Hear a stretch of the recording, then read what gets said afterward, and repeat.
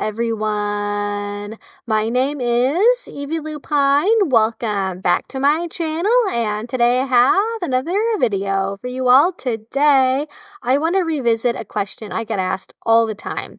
How can I tell my partner I want to try BDSM? And I get why people ask it so much. It's a big question. It can feel like your whole relationship is on the line, and that can be stressful, to say the least. So for this video, I want to tell you the best way to approach this conversation, as well as what to avoid so you'll have the greatest likelihood of success. We'll also talk about what your next steps might look like if things go well and you decide you want to move forward. So, first of all, I need to say that there is no magic combination of words that you can use to make your partner agree to try BDSM with you. Sorry, I am not an alpha male podcaster. I have no interest in selling you a $9,999 course on how to make any woman into your submissive housewife or whatever, because that's impossible and unethical.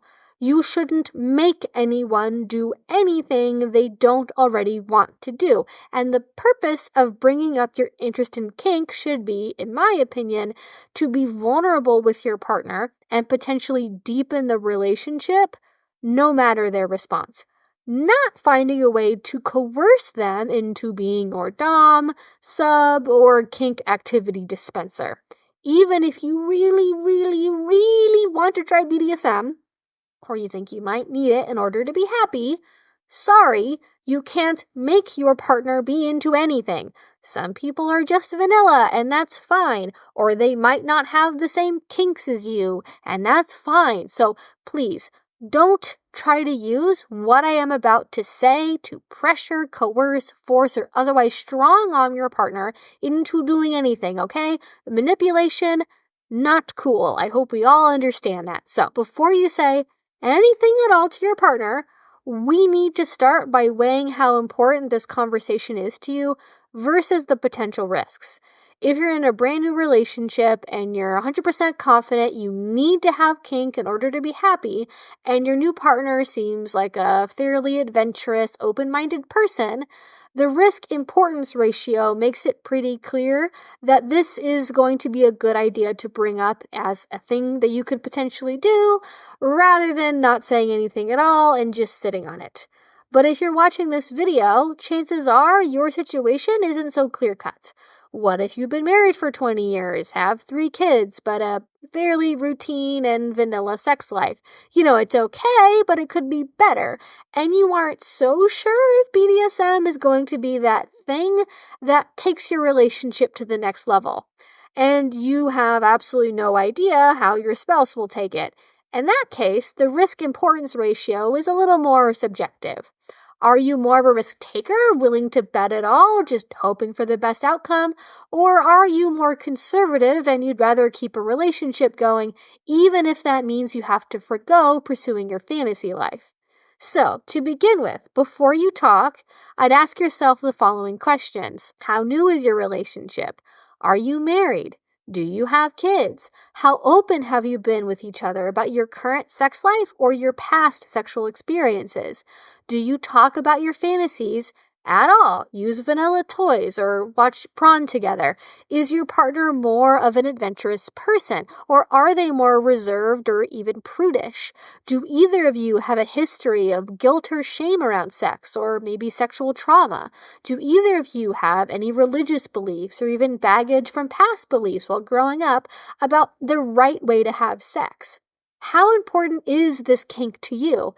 Is it a spontaneous idea to try to bring back your bedroom spark, or a lifelong unmet need you wouldn't be truly happy without? Generally speaking, people in less invested relationships with folks who are open, adventurous, and without a lot of sexual shame will have more success here than people in highly committed relationships who have previously been very closed off about sex and or are dealing with a lot of shame, guilt, trauma, or conflicting religious beliefs. It doesn't make it impossible, it just means you are risking a lot more and need to be extra cautious when bringing up this subject matter if you don't want to lose the relationship. And for some people, they decide keeping that relationship, even if it might not be maximally happy, is more important than potentially maybe getting to try it a kink. So, anyways, moving on to step 2. You have reviewed all these questions and decided the potential benefits outweigh the risks. Great. Now you just grab your partner the next time they're free and say, hey, honey, let's go to a BDSM club tonight. I found one on Google, right? No. Absolutely not. Frustratingly enough, for some people, patience will be the key to success. So before you go any further, step 2 starts with one more question. Has your partner ever previously expressed disgust or deep dislike for kink or kinky people? Think back on it. If you've been together for a long time, it might have come up when 50 Shades first came out. It might have been on their dating profile. It might have been when some kinky movie came up on Netflix one night. It might have happened when a movie or TV show you were watching featured something kinky in it, or something happened at a Halloween party where somebody was wearing a really bondagey Catwoman costume. Have they ever said anything like, I just don't get stuff like that? Isn't it so sad some people need to go to extremes just to get off? Or I don't understand how anyone could want to hurt their partner. If you love someone, why would you want them to be in pain? That's sick. It's important to note that there is a difference between mere confusion and disgust. Most vanilla people don't really get why people are kinky, but they might be open to it once it's explained to them. But if someone is disgusted by the very idea of kink, that is going to be almost impossible to overcome if it comes from a deeply held belief that disgust could also be internal projection of their own shame they have around their kinks. But if you're ever unsure if your partner has expressed disgust before versus just confusion, try to remember how they said what they said. Was it more of an idle curiosity, just a passing comment? Or did they have a real judgmental passion in their voice? Did they curl their lip up in a smirk, tighten their top nose and lip, or actively frown while thinking about the idea? Did they sound condescending? Generally speaking, if the response gave intense, I don't want to be near those people vibes, you probably have disgust on your hands. Take, for example, a partner who is an avowed feminist who spends much of their time organizing for feminist causes and reading feminist texts. If they say something like, BDSM is just another way for men to exploit women's bodies. Anyone who thinks otherwise is just fooling themselves. I mean, how gross is it for a man to get off on the idea of a woman crying? Give me a break. You probably won't have a lot of success trying to introduce kink to a partner like that. And by the way, it's not that all feminists hate BDSM, not by a long shot, but some do, and it's just an example, okay? If instead, what they have said before is much more like, 50 Shades is really popular, and all these girls, in my book club are talking about it, but I just don't get it. It just seems like so much work, and why does anyone find Christian Grey attractive? I mean, what is up with those jeans? Then you may have an opening to have a productive conversation with that. They just might not know a whole lot about kink, and that conversation could take a while. If you've determined that either A, your partner has never commented on BDSM either way before, so you don't know what they think at all, or B, their previous comments have either been neutral or positive, or maybe very mildly negative, you can continue with the rest of step 2, which is, drumroll please, gently putting out some more neutral feeler questions about kink. I know, boring, but extremely important. At this stage, you are not divulging anything about yourself. You are not talking about your specific kinks or desires yet. You are only trying to understand better how your partner feels before you get to that level of vulnerability. For example, A24 is coming out with a movie this holiday season called Baby Girl, which, based on the trailers, seems to be about Nicole Kidman pursuing a DS relationship with a younger intern at her company. If you and your partner are movie buffs, you might send them a link to the trailer over text and say something like, "This was all over my Twitter feed today. What do you think?" You aren't putting any of your own opinions into your question right now. Let them take the lead and say how they really feel without trying to put your own idea about what you want to hear into the question. Hopefully, you get something back like, Ooh, that looks interesting. Or even, I love Nicole Kidman. When does it come out? What you don't want to hear is, ugh, yuck, I can't believe they're doing another movie about BDSM again. It's just like, I mean, what's so bad about being vanilla, you know? I'm just so glad I don't need all of that to be able to get off. Just like before, we are monitoring for disgust and anger. If someone has that big of a reaction to a movie trailer and makes sweeping statements about BDSM on the whole, chances are they aren't going to be super open to kink in their personal lives. Although some people are hypocrites and have a very kink for me but not for thee mentality, you can't count on that. Generally, using an external prompt is a good way to get this conversation going, though. If you like anime, are there any popular anime with BDSM themes you haven't seen yet? If you like books, what about all the kinky trends happening on BookTok? If you're both science nerds, what about bringing up some new research that shows how common kink fantasies are, like the survey behind Tell Me What You Want, for example? But no matter how you go about it, the key is to stay detached, impersonal, and non-specific with your questions. You're looking for curiosity, excitement, or at least neutrality here before you get into anything about yourself. Ideally, use a hobby you share or something you know they already like as that conversation starter. Anime, video games, movies, music videos, TikToks, books, science, YouTube videos, tabletop RPGs, whatever it is. I can pretty much guarantee that there is some connection to kink out there somewhere for one of their hobbies. If you have a boyfriend who loves lockpicking or tool videos, why not show him the lockpicking lawyer's chastity cage video? See, BDSM really is everywhere if you look for it hard enough. And after all of this, if things are still looking up, if you're still getting positive or at least neutral signs, congratulations. You have entered the second phase. And step 3, which is finally actually starting to talk about yourself. Kind of. Sorry, this is still not the time to have a dramatic confession where you tell your lover about all your terrible, terrible dark fantasies you've had to hide for so long, because there's never a good time for that. Don't go there. What you're going to do instead is try to set up a positive environment for further conversation to happen. If you're more of a physical person, maybe you have a long cuddling, massage, or makeout session first. Essentially, you are looking to start things from an environment that is already comfortable, connected, romantic, and/or erotic, however that looks for you. But please, for the love of God, do not say, "We need to talk via text after work," and then have this conversation in the middle of a crowded restaurant on a Wednesday. We pick up clues from our environment and our partner when figuring out how we're supposed to feel about something. Calm, comfortable, cozy, intimate, loving equal yay, good things are probably happening. Detached, cold, stressful, formal, anxious equals oh no, is something terrible about to happen?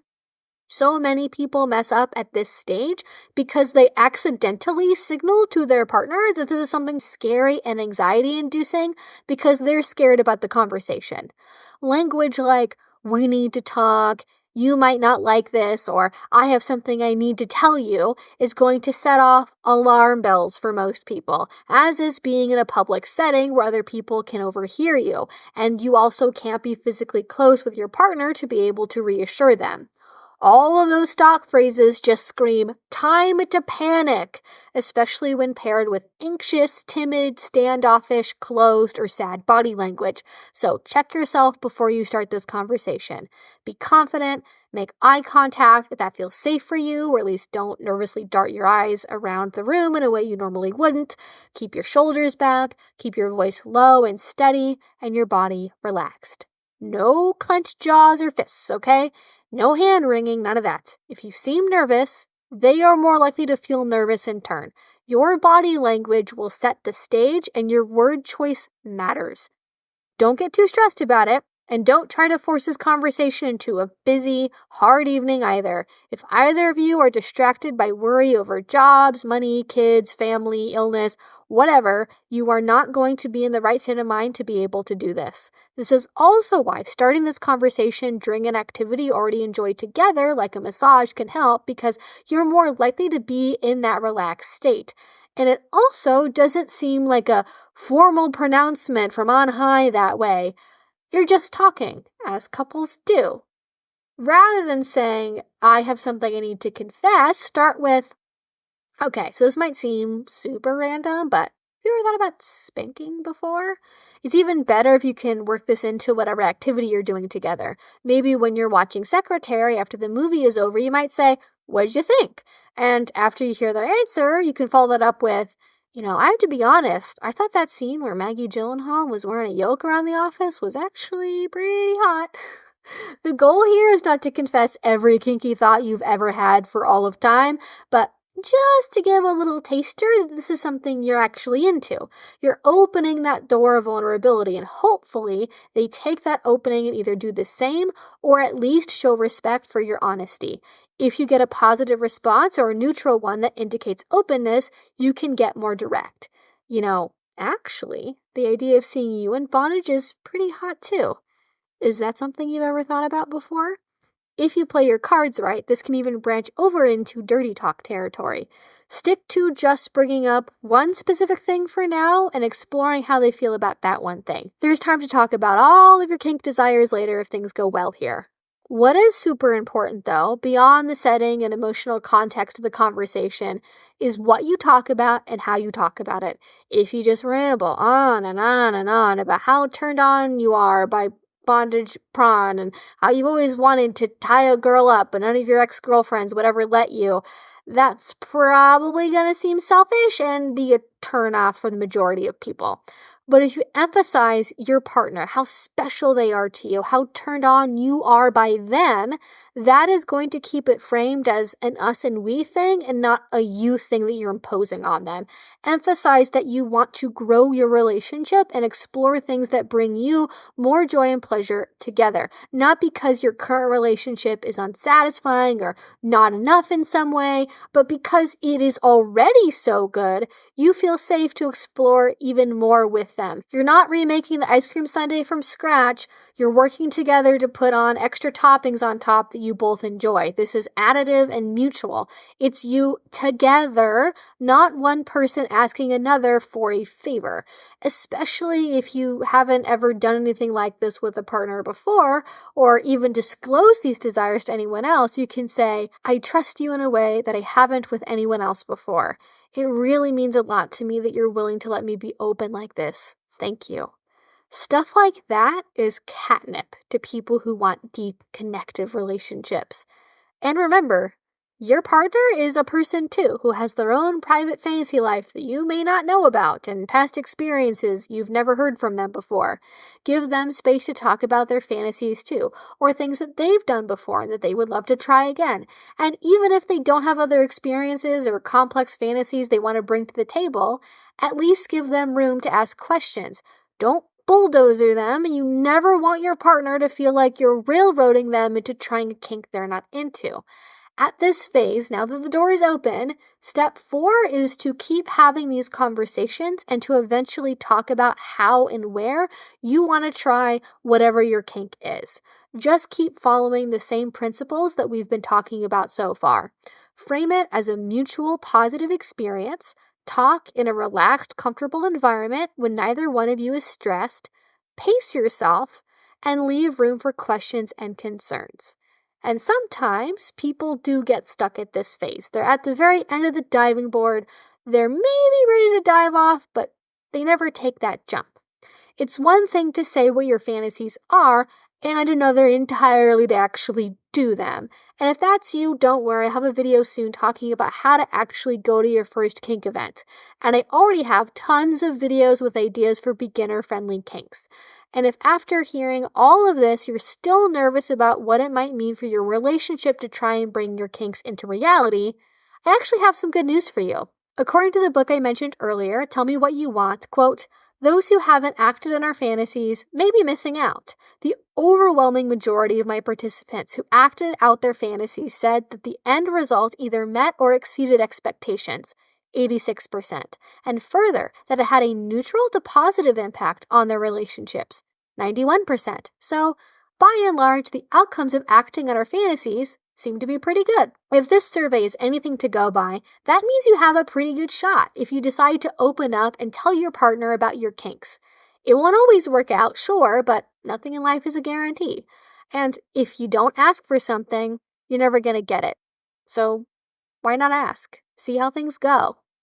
All you need is to be brave for a few minutes. And with that being said, that is all that I have to share for this video today. I know that it is really nerve-wracking to bring up kink for the first time with a partner, especially when you don't know if they're kinky or not. I really hope this video gave you some tips and ways to navigate those conversations. I really think if you follow the points in this video, you will be more than likely able to have a successful conversation or avoid a bad one if you think that it would go poorly based on your partner's previous comments. And I would encourage you all, if you are leaning towards, I think this is a good idea, but what if it messes up my whole life? If you're starting to catastrophize, think on that for a little bit, really evaluate if the worst possible thing is the most likely to happen, because it's probably not. And I would love to know your thoughts about this one in a comment down below. If you have any follow-up questions for me, if you have gone through this process of introducing kink to a vanilla partner, or just a partner you didn't know if they were kinky or not, and then, maybe you discovered they were all along. You never know. A surprising number of people think that they're the one in the relationship who's kinky, and then they're the first person to open the door, and whoopsie, both you and your partner have actually really been into bondage this whole time, and you could have just been having fun together for years if either one of you had ever decided to actually be vulnerable and bring it up sooner. So, that's also a possibility too. But in any case, again, leave your questions or comments in a comment down below. If you did enjoy this and are ready, please do subscribe, because I make videos twice a week about all different kink, BDSM, and relationship related topics. And finally, if you want to support what I do, the best thing to do is Patreon. A link to that will be down below. If you do already support there, thank you so much. It means the absolute world to me. And until I see you all next time, I hope you have a great rest of your day and a great rest of your week. Bye-bye.